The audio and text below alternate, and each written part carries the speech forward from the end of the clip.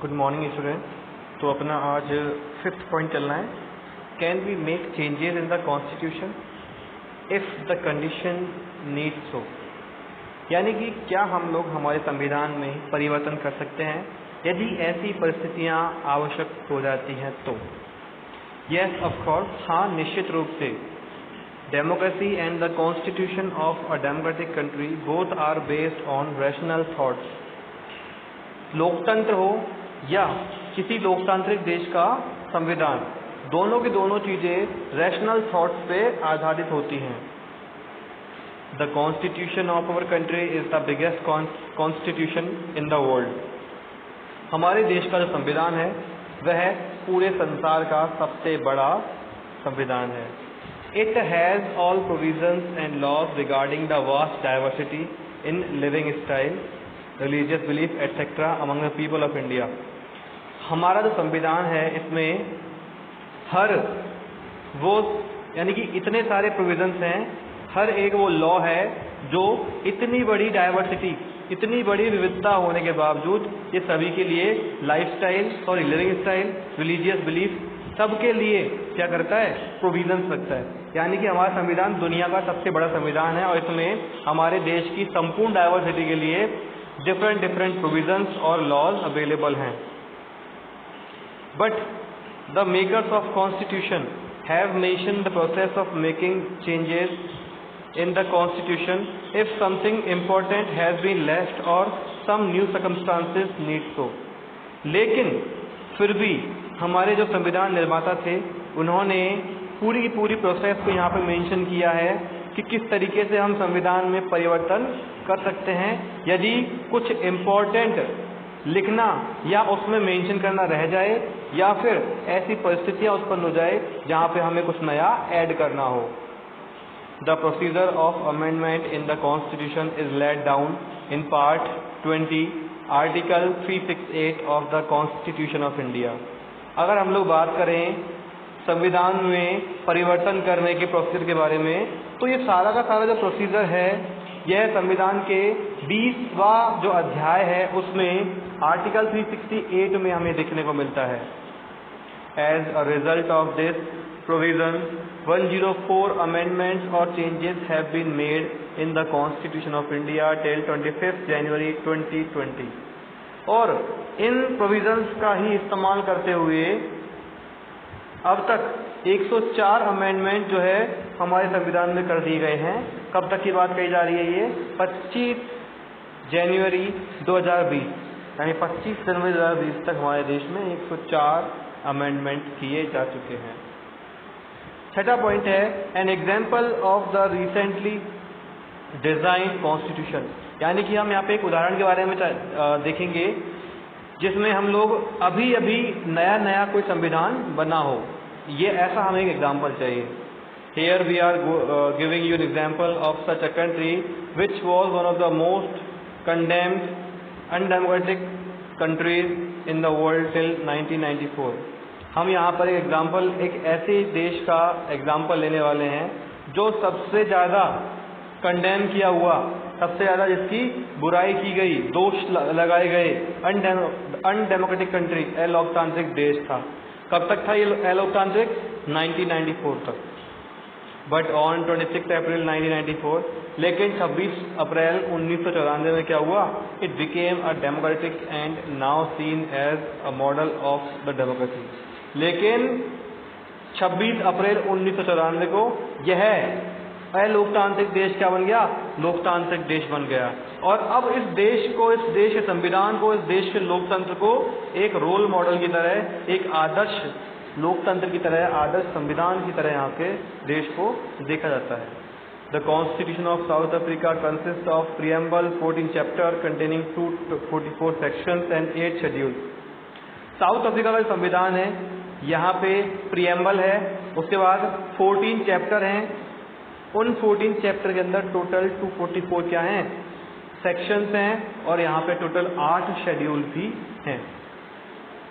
But making of a constitution in south Africa was an extra ordinary work. लेकिन south Africa जैसे देश में संविधान बनाना एक एक्स्ट्रा ऑर्डिनरी कार्य था। like India, South Africa has a long journey of freedom struggle, establishment of democratic rule in place of apartheid-based oppressive rule. जिस प्रकार से इंडिया में और साउथ अफ्रीका में एक लॉन्ग जर्नी रही है, एक बहुत लंबी यात्रा रही है फ्रीडम को प्राप्त करने के लिए, संघर्ष रहा है, और साथ ही साथ यहाँ पे क्या हुआ है, एक डेमोक्रेटिक रूल को भी अप्लाई करने के लिए क्या किया गया है, संघर्ष किया गया है। और जो ये डेमोक्रेटिक रूल यहाँ पे अप्लाई करने के लिए संघर्ष हो रहा है वो किसके खिलाफ हो रहा है, यह हो रहा है अपार्थाइड बेस्ड ऑप्रेसिव रूल, यानी कि रंग-भेद की नीति के आधार पे जो उत्पीड़न किया जा रहा था और उस उत्पीड़न के द्वारा जो रूल हो रहा था, इस रूल को हटा करके वहाँ पे डेमोक्रेसी लाने के लिए क्या किया गया, वहाँ पे संघर्ष किया गया। एज डिस्कस्ड अर्लियर, जैसा कि पहले भी डिस्कस किया जा चुका है, the white Europeans ruled over non white, कि जो वाइट यूरोपियन थे, जो वाइट ब्रिटिश या यूरोप के लोग थे, उन लोगों ने नॉन वाइट पे, जो श्वेत नहीं थे, उन पे अपना रूल किया। After a long struggle of prominent leaders Nelson Mandela and other, opposite group became ready to form a common constitution. इस तरीके से बहुत समय तक ये स्ट्रगल लड़ने के बाद में क्या हुआ, जो साउथ अफ्रीका के प्रोमिनेंट लीडर थे नेल्सन मंडेला और साउथ अफ्रीका की जो अपोजिट पार्टीज थी, ये सब लोग तैयार हो गए किस चीज़ के लिए, एक कॉमन कॉन्स्टिट्यूशन बनाने के लिए। But the problem of racial thought, white and black color of people that create difference among them was the main problem in the way of making of a democratic constitution of South Africa. लेकिन यहाँ पे जो problem थी वो किस चीज़ की थी, वो जातीय विचारों की थी। ब्लैक और वाइट का जो कलर था, यहाँ पे लोगों में जो अलगाव थे, भेद थे, विविधताएं थी, ये सारी क्या थी, ये एक प्रॉब्लम थी वहाँ पे डेमोक्रेटिक कॉन्स्टिट्यूशन को लिखने में। The oppressor and the oppressed both were planning to live together as equals in this new democracy. अब यहाँ पे क्या हो रहा था साउथ अफ्रीका में, साउथ अफ्रीका में ऑपरेसर और ऑपरेस, यानी उत्पीड़न करने वाले और जो जिन पे उत्पीड़न हो रहा था, वो दोनों के दोनों लोग एक साथ इस देश में रहने के लिए क्या कर रहे थे, कार्य कर रहे थे, संविधान बना रहे थे और देश में डेमोक्रेसी को इस्टेब्लिश कर रहे थे। It was not going to be easy for them to believe each other. इन दोनों लोगों के लिए आपस में एक दूसरे पे भरोसा करना क्या था, आसान नहीं था। They had their own worries and wanted to safeguard their interest. दोनों की आपस में, दोनों के खुद के स्वयं के अनेक क्या थे, चिंताएं थी, और साथ ही साथ वो दोनों क्या चाहते थे, आपस में सुरक्षा चाहते थे अपने हितों की। The black majority wanted to ensure that the democratic principle of majority rule was not compromised. जो ब्लैक मेजोरिटी के लोग थे, वो लोग चाहते थे क्या करना, इंश्योर करना, आश्वस्त करना दैट कि the democratic principles of majority rule was not compromise, कि जो democratic principle of majority rule है, यानी कि यहाँ पे जो मेजोरिटी का रूल होने वाला है ब्लैक पीपल का, वाज नॉट कॉम्प्रोमाइज, उसके साथ में कोई भी कॉम्प्रोमाइज नहीं किया जाएगा, उसके साथ में कोई भी समझौता नहीं किया जाएगा। They wanted basic social and economic rights. इन लोगों को भी बेसिक सामाजिक और आर्थिक अधिकार चाहिए थे, चाहते थे ये भी हमें मिले। The white minority sought to protect its privileges and property. देखिए व्हाइट लोग चाहते थे कि हमारे जो विशेष अधिकार हैं उनको सुरक्षा दी जाए और हमारी जमीन जायदाद है उसको भी सुरक्षा दी जाए। आफ्टर लॉन्ग डेलिब्रेशन, बहुत लंबे विचार विमर्श के बाद में, both groups agreed to a compromise, दोनों ग्रुप ने क्या किया, एक कॉम्प्रोमाइज पे आके एग्री हो गए। The white accepted the principle of majority rule and that one of the person one vote. White लोगों ने क्या कर लिया, मेजोरिटी रूल को जो है एक्सेप्ट कर लिया और वन वोट वन पर्सन वाले फॉर्मूला को भी उन्होंने क्या कर लिया, एक्सेप्ट कर लिया।